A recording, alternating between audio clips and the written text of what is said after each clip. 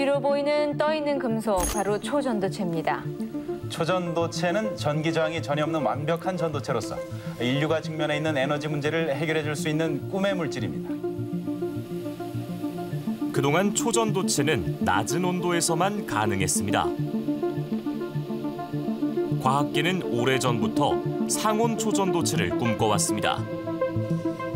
정말로 학계에서도 성배로 여겨지는 굉장히 중요한 누구나 발견하고 하고 싶은 그런 물질이죠. 국내 한 기업이 꿈의 물질로 불리는 상온 초전도체를 만들어냈다고 주장해 전 세계 과학계가 술렁이고 있습니다.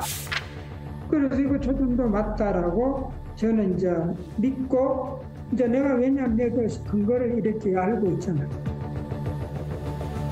우리는 마침내 성배를 발견해낸 걸까요? 지금 이게 상온 초전도가 진짜라면 물리학에서는 정말 역사적인 순간이죠. 사실 이게 진짜라면.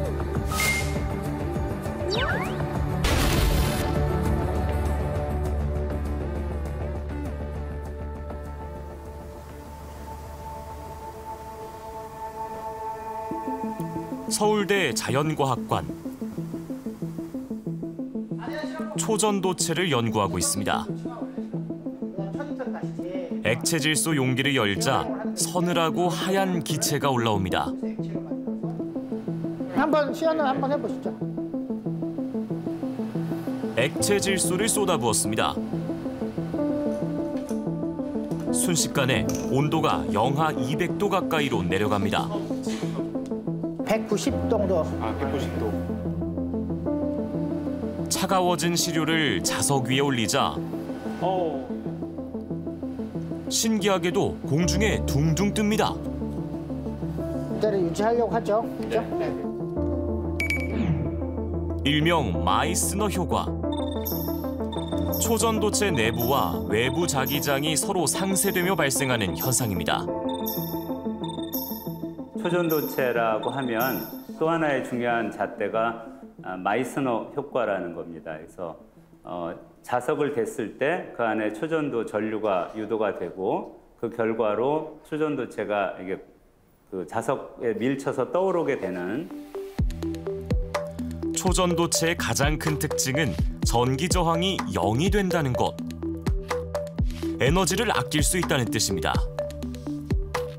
저항이 없이 전류를 흘릴 수 있는 그런 물체이기 때문에 그 열 손실이 없는 디바이스, 그러니까 장치를 만들거나 그런 응용을 할 수 있는 것들이죠. 그러니까 뭐 대표적으로 하면 자개부상 열차, 지금은 그 구리를 그냥 감아서 하는데 굉장한 열이 손실이 있거든요.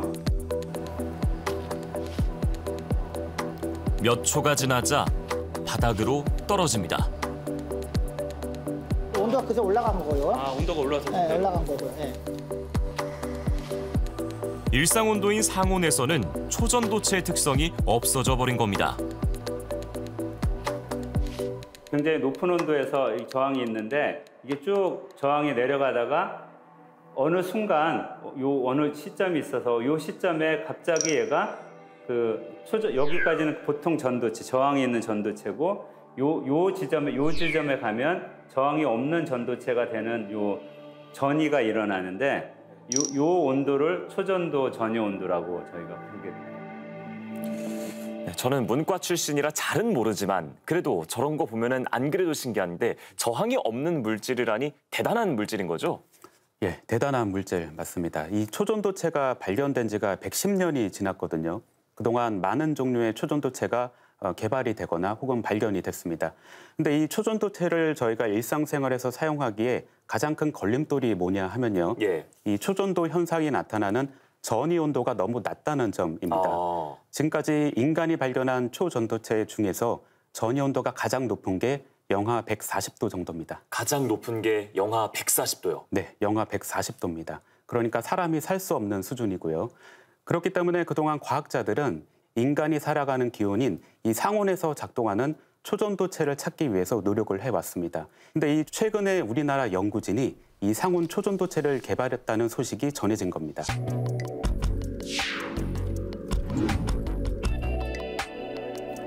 시작은 인터넷에 올라온 한 논문이었습니다. 한국연구진이 LK99라는 이름의 상온 초전도체를 개발했다는 내용. 전이 온도는 기존의 한계였던 영하 140도보다 몇백 도나 높은 영상 126도였습니다. 제조법도 생각보다 간단했습니다. 우선 산화납과 황산납을 섞어 라나카이트라는 혼합물을 만듭니다. 또 구리와 인을 섞어 인화구리를 만듭니다. 이제 이 두 물질을 섞어 고온에서 수십 시간을 가열하면 LK99가 만들어집니다. 초전도체가 된다라고 하는 이런 되게 복잡한 과정을 거쳐야 되는 그런 거였거든요. 근데 이번 LK99 같은 경우는 그냥 단순히 파우더 이렇게 여러 개 잘 뭉쳐서 하는 고상 반응법이라는 그게 실험 방법이거든요. 그 방법을 통해서 쉽게 만들 수 있는 시료가 상온 상압 초전도체가 된다니까 이게 임팩트가 훨씬 컸던 거죠. 마침 국내에서 열리고 있던 국제학술대회에서도 단연 화제거리였습니다. 그때 마침 LK99 초전도가 과학계에서 대단히 뜨거웠죠. 그 트위터들 쪽에서 난리가 났고, 그래서 그때 그 과학자들이 제게 와서 그 실험실 구경 좀 가자. 한국까지 왔는데 그런데 그 실험실 안 가고 그냥 간다는 게 말이 되냐? 좀 구경 좀 가자 하고 이제 그 학자들이 저에게 왔죠. LK99 연구진 중 한 명인 권영환 고려대 교수가 학술대회 마지막 날 설명에 나섰습니다. 저항을 재봤냐, 뭐 자성을 보았느냐, 뭐 히트 커패시턴스를 측정했느냐, 뭐 이제 이런 등등의 이제 그 질문들이 쭉 있거든요. 이만큼은 할 수가 있었던 거고, 이만큼은 저희가 장치가 안 돼서 못했다, 이런 식으로 성실하게 답변해 주셨어요. 자, 그야말로 꿈의 물질로 여겨져 왔던 상온 초전도체를 개발했다는 논문, 그리고 연구진의 발표까지 이루어졌으니 학술대회 분위기가 그 어느 때보다도 뜨거웠을 것 같습니다. 네, 분위기가 굉장히 뜨거웠다고 하고요. 우선 이 LK99 논문이 올라온 사이트는 다른 과학자의 검증을 거치지 않고 올라가는 이 공개 사이트였습니다. 예. 그리고 앞에서 보신 학술대회에서 권영환 교수 섭외는 좀 급하게 됐다고 합니다. 원래는 발표 순번에는 없었는데 이 외국인 참석자들이 강하게 요구를 해서 행사 마지막 날 급하게 뒤늦게 섭외가 됐다고 하고요. 이 발표하는 날 LK99 샘플을 직접 들고 왔다고 합니다. 네. 색깔은 까만색이고 그리고 동전 크기의 이 샘플이었는데 이 실험용 통 안에 가져왔기 때문에 손으로 직접 만져볼 수는 없었다고 합니다. 예. 그리고 이날 마이스너 효과도 보여주지는 못했고요. 그러니까 이날 샘플만 보고는 이것이 초전도체인지 아닌지는 확인할 수가 없었던 겁니다. 네, 정말로 개발이 된 것이라면 그야말로 초대박인데 아직까지 다른 과학자들의 검증이 이루어지지 않은 거니까 조금 더 결과를 기다려봐야겠네요. 예, 그렇습니다. 우선은 주요 외신을 중심으로 이제 성배가 발견이 됐다, 이런 식의 보도들이 쏟아졌고요. 그러자 전 세계를 중심으로 이 LK99 샘플을 한번 만들어보자는 시도들이 이어졌습니다. 예. 왜냐하면 LK99를 만드는 방법이 기존의 초전도체보다는 상대적으로 간단했기 때문인데요. 이 샘플을 만들어보려는 시도의 결과들이 최근 들어서 하나둘씩 공개가 되고 있습니다.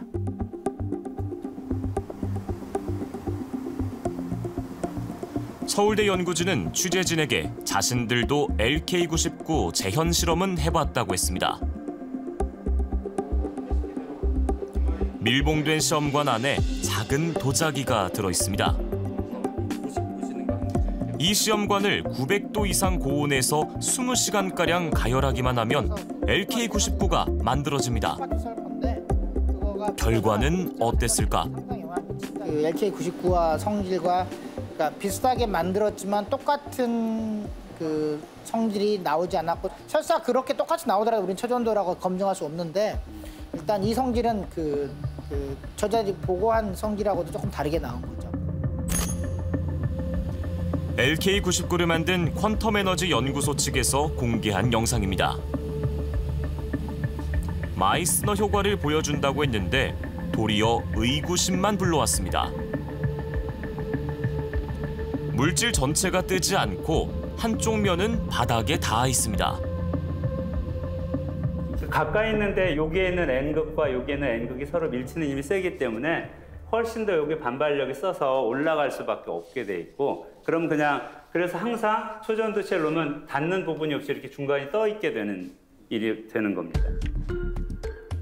다른 나라에서도 비슷한 평가들이 나왔습니다. 최고 권위 학술지인 네이처는 LK99는 초전도체가 아니라는 기사를 내보냈습니다. 초전도체 핵심인 저항이 0이 되는 현상을 관측할 수 없었다는 겁니다. 제일 중요한 게 이제 저항이 굉장히 높은 저항에 있다가 0으로 떨어졌다라고 주장하는 그 떨어진 저항의 크기가 저희가 일상적으로 알고 있는 뭐 구리선의 저항보다도 훨씬 더 높은 저항을 가지고 있거든요.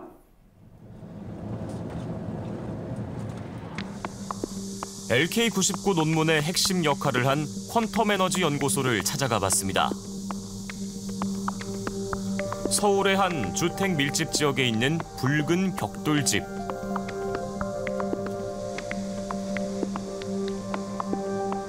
지하실로 내려가자 벽에 붙은 설명문에 퀀텀 에너지 연구소라고 적혀 있습니다. 그러나 문은 굳게 닫혀 있었습니다. 전화 연락이 닿았습니다. 8월 말에서 9월 초 중에 이제 공식적인 발표 준비 중이고 확정되면 알려드리겠다, 이 정도로만 나가는 걸로 알고 있거든요. 논문의 공동 저자인 김현탁 교수와 연락이 닿았습니다. 그래서 우리 논문에 실린 거는 사소한 사람이 저지른 에러는 있을 수 있지만 거의 다 맞다. 그래서 이거 초전도 맞다라고 저는 이제 믿고, 이제 내가 왜냐면 내가 근거를 이렇게 알고 있잖아. 그래서 네. 다른 사람은 모를 수도 있지.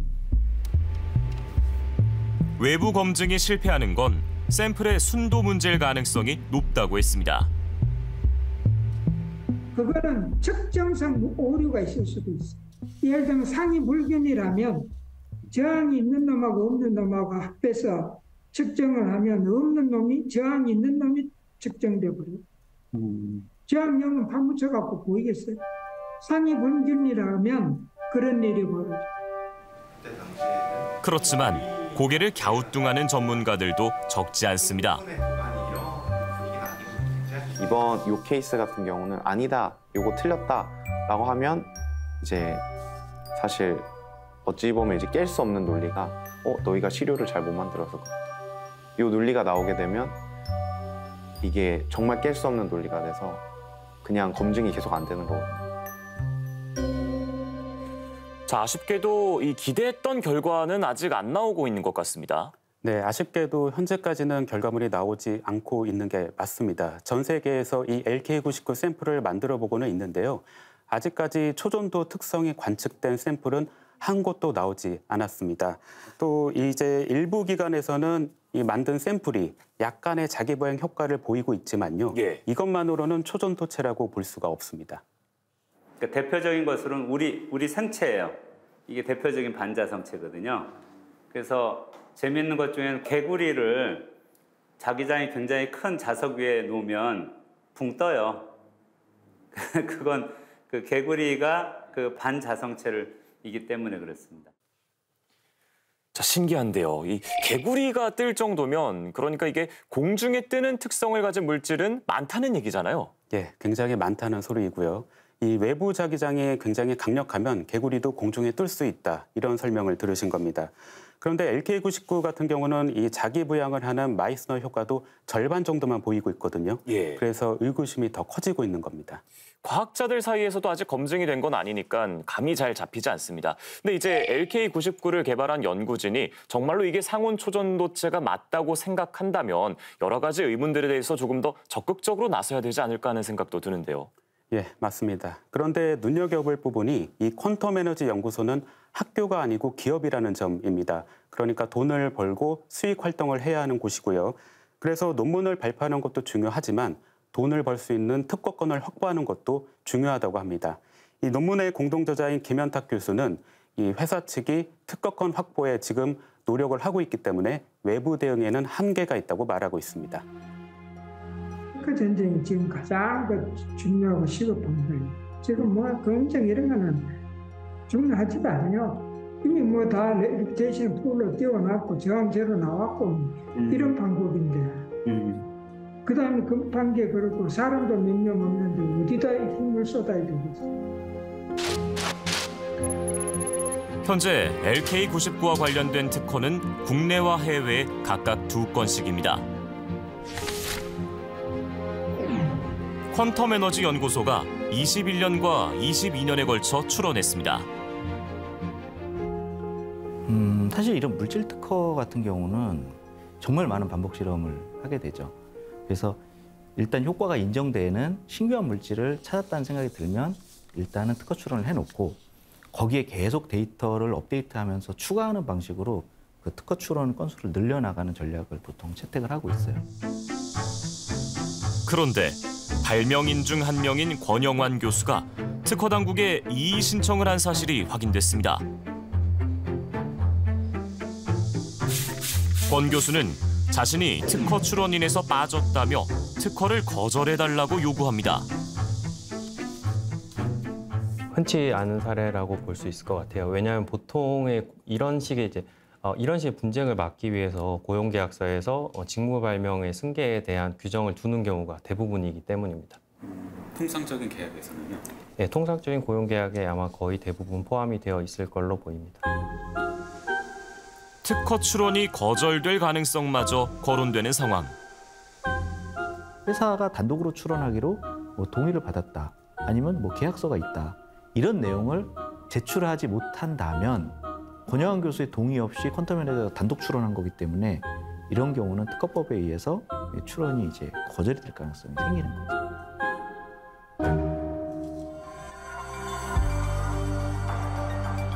우리나라 연구진이 쏘아올린 상온 초전도체 논쟁. 정말 초전도체인지 검증까지는 아직 갈 길이 멀어 보입니다. 그 과정에서 실패도 있고 성공도 있고 대부분이 실패죠.